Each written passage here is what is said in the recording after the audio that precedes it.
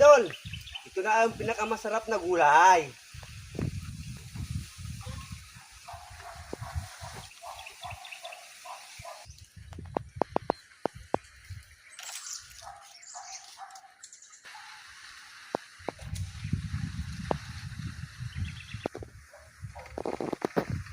Ayos sabayin idol.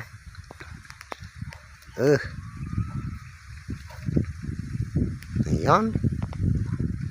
Ay lahap gulayain.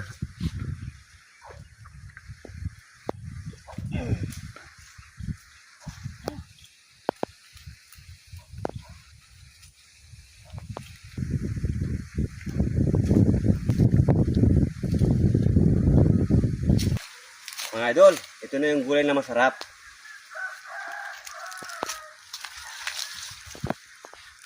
Tingnan nyo mga idol, ito yung gulay, ito yung ginugulay.